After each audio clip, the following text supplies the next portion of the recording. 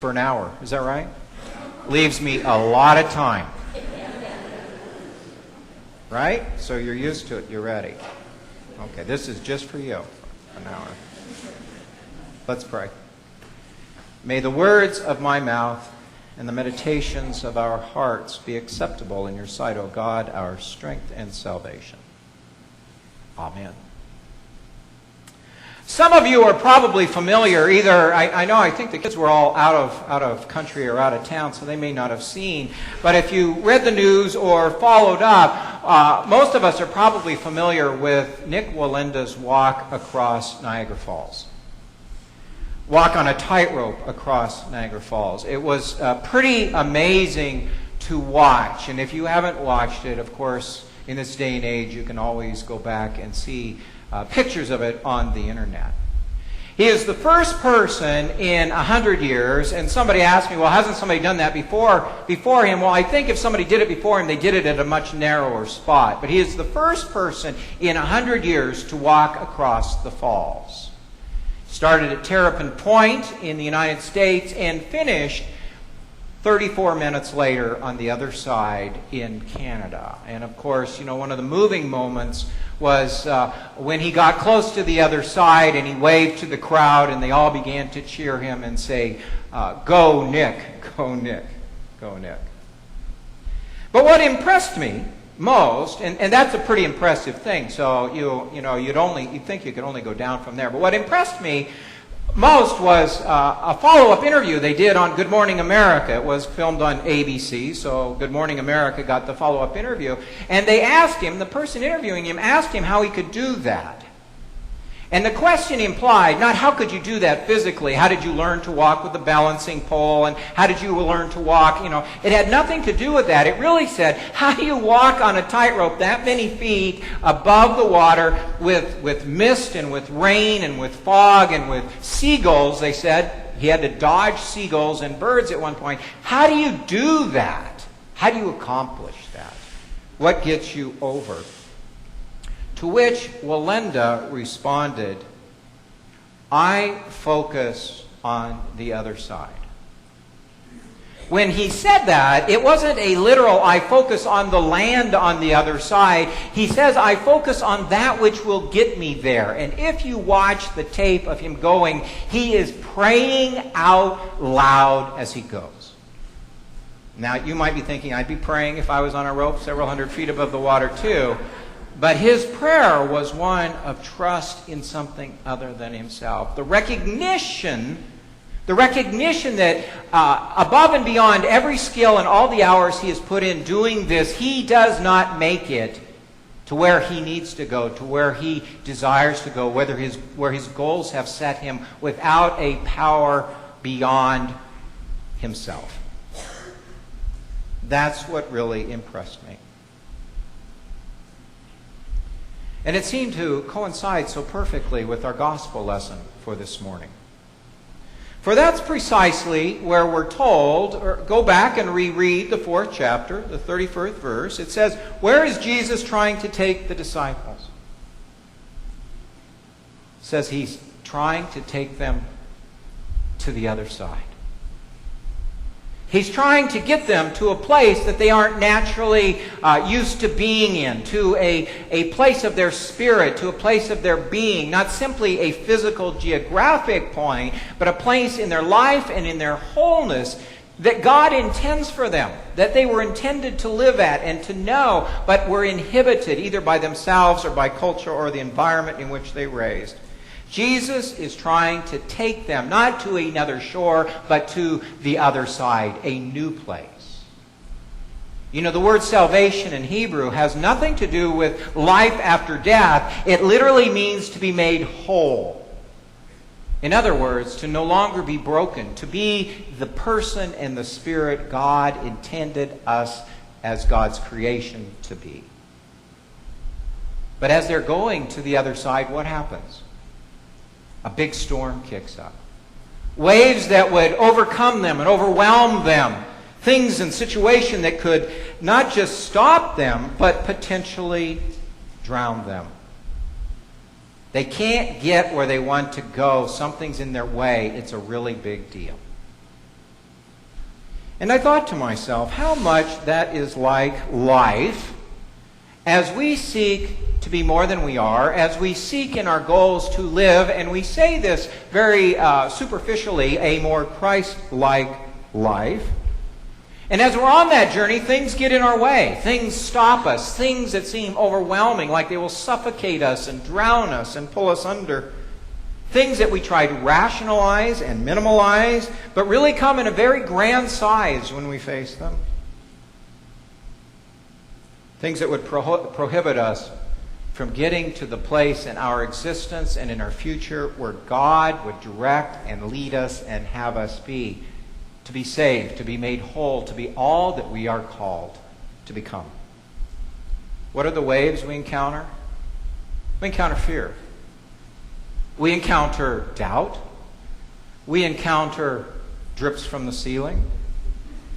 We encounter pessimism. We encounter voices external and we encounter voices internal, you know. We hear other people say, you can't do that, just accept who you are. We hear the voices in ourselves from those around us in the past that are ingrained in our minds that say, that's it, you're done. You know, it is the start that stops most people. These things inhibit our thinking, they minimize our faith, they freeze us in place, and eventually what they do, if they don't take us under, we turn back and we turn around and we go back. Like the Hebrew slave said to Moses, better to die a slave in Egypt, because we know what that's like, than to live a free person traveling through the desert to the promised land. It's a powerful story. Wonderful images. Over the years, I've been a part of many capital fund drives in the churches I've served. And each one kind of began the same way, seeking goals and projects that people said were way beyond anything they'd ever dreamed of, imagined, or ever accomplished, you know. You set a goal of this, and in each case they exceeded it, going from, $500,000 to $1 million to $3.5 million, things they never thought they could do, but always did and exceeded.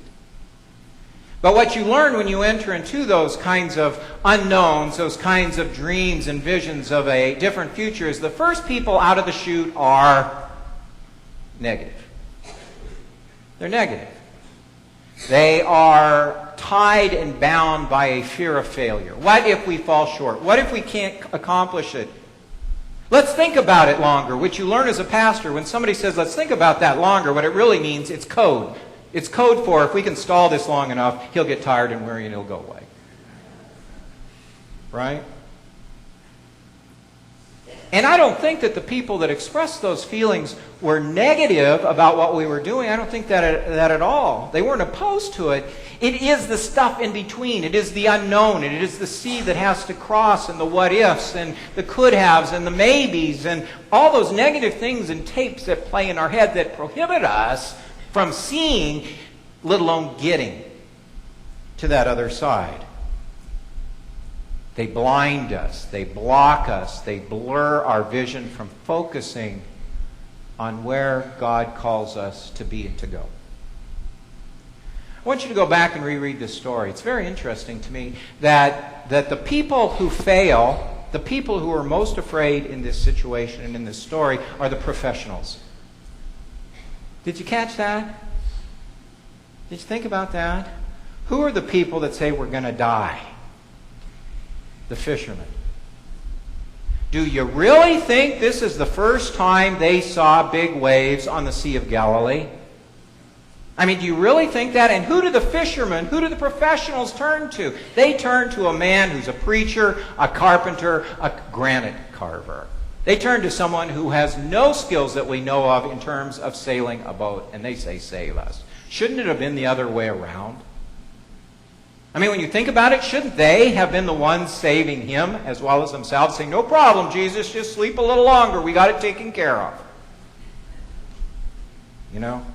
But that's not the way it is. Which says to me, when we talk about this faith thing, it challenges me to realize that faith begins getting to the other side and the gifts and the skills that we need to accomplish and to become, faith begins not simply with, but where our skills and our knowledge end. Do you follow me? When you're at your rope's end, what you discover is God is there. And when we accept that fact, where we need to get to and where we hope to go, it's beyond our reasoning. It is beyond our connections. It's ultimately more than our resources and strength can achieve. And when we accept that, then we brave those things, because the storms don't cease to confront us, but they aren't frightening anymore. They don't scare us. The journey is not something that makes us cower. Because what we know through faith is that there is something beyond us. There is something intangible and yet tangible to uplift us. Something to carry us and to get us through. You know, the young people go on trips. Some of them, I suspect, have never been away from home longer than one night.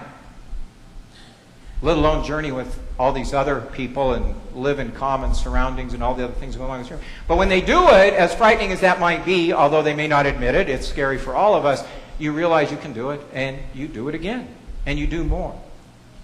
And faith carries us on. Somehow they are taken to the other side. The Apostle Paul says it this way: when I am weak, then I am strong. When I am weak, then I am strong.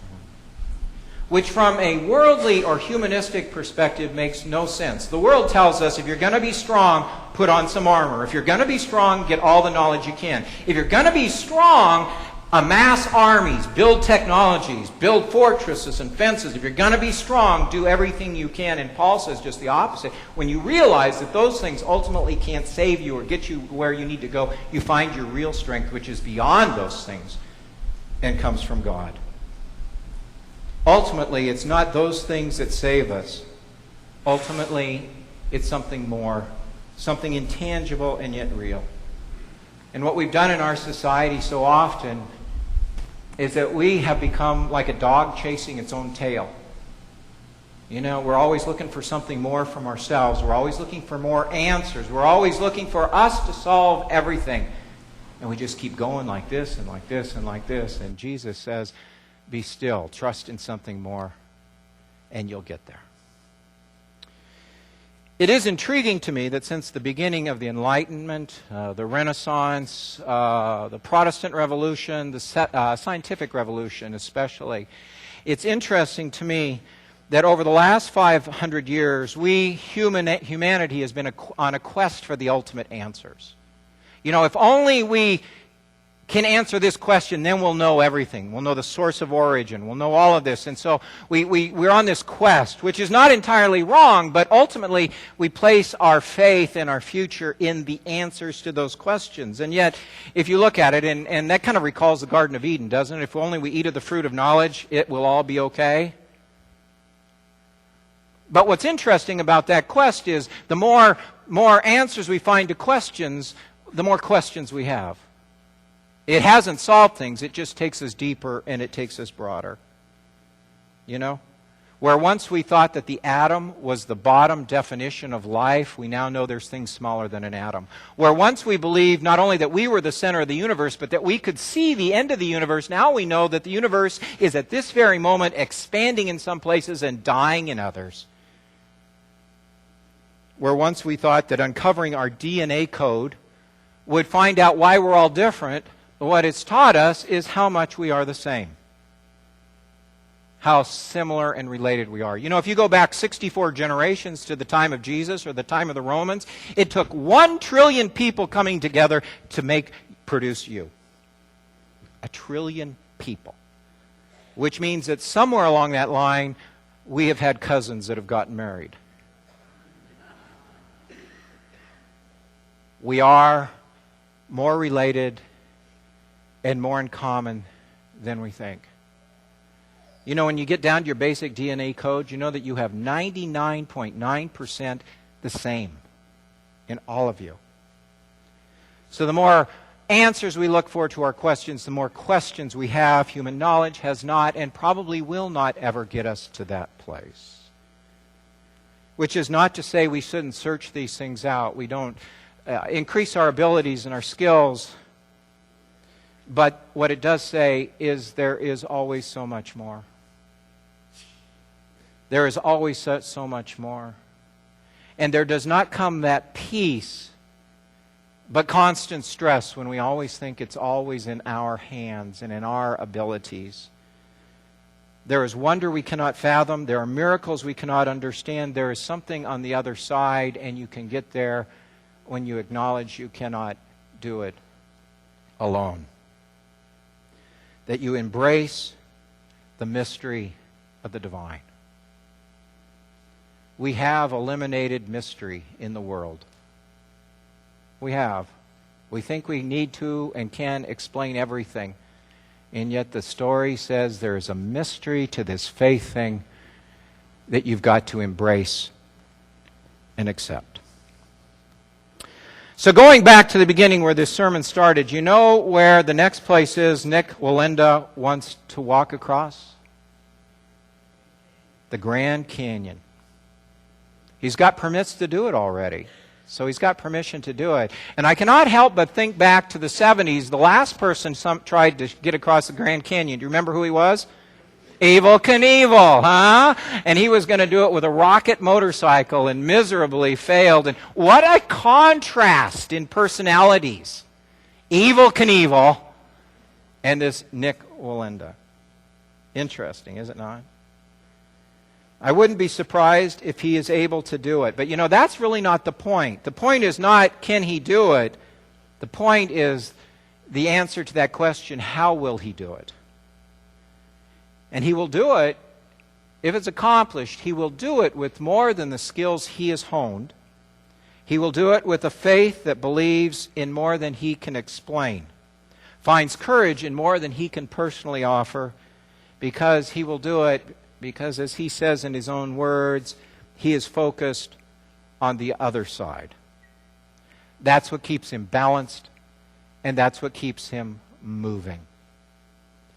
And it is my prayer and hope that we can find that focus and do the same.